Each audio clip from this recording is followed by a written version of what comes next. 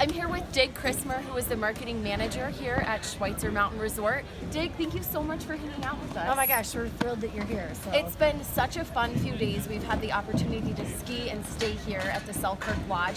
Tell us, though, what makes this such a great place to ski and stay?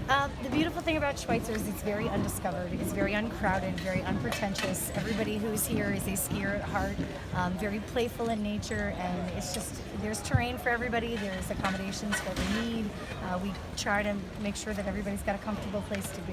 There's no big mountain egos here. Everyone's very welcoming. And I also love that the lines have been minimal, but there's still a good amount of people here. I don't know how it works. You don't feel overcrowded at all while you're here. Schweitzer's very awesome in the sense that it's 2,900 acres, but we have 9 lifts that spread people out across the mountain pretty easily.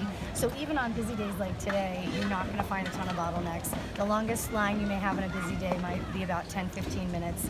And as you experienced the last couple of days, it's been really nice that when there aren't a ton of people on the mountain, you do get to recognize your other skiers and snowboarders. You see them on the lift, you see them on the run, you see them in the restaurant, and it creates that camaraderie that we just really love and embrace here.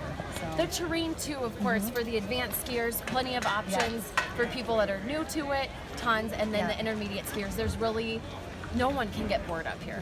No, they can't. And if they are bored, they need to keep looking. I've been here. This is my 7th winter at Schweitzer, and there are still places and areas of the mountain that I haven't had the chance to explore, which I think is phenomenal. That even after all these years, I'm still discovering and finding new places to ski on the mountain. And easy to get to. We flew into Spokane. Yes. It was about a 2-hour drive up here. Right. But living in Denver, I think this was really fantastic because anymore you're definitely looking at more than a few hours to get up to the mountains. Right. So here it was a really easy drive, and once we were up here, everything's right here in the village. Correct. We drank, we ate, and hot tub. I mean, there's a hot tub, like everything. You don't even need to leave once you're up here. Some people need to kind of maybe shift their mindset a little bit. I think a lot of people are looking for an easier experience when it comes to skiing.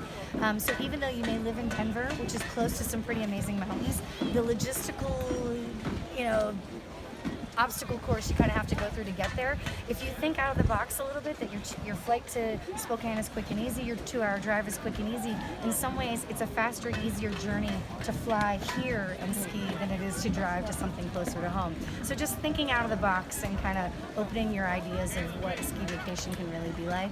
And with the way the rentals are these days, you don't even need to bring your own equipment. We've got, the top of the line, most recent boots and skis, so you can literally get on the plane with just your ski clothes, get here and enjoy. We try to make it as easy as possible for people. We've had such a good time these past few days. Thank you so much for talking with us. It's our pleasure that you're here. And I'm sure we'll be back. Please. I hope to see you again.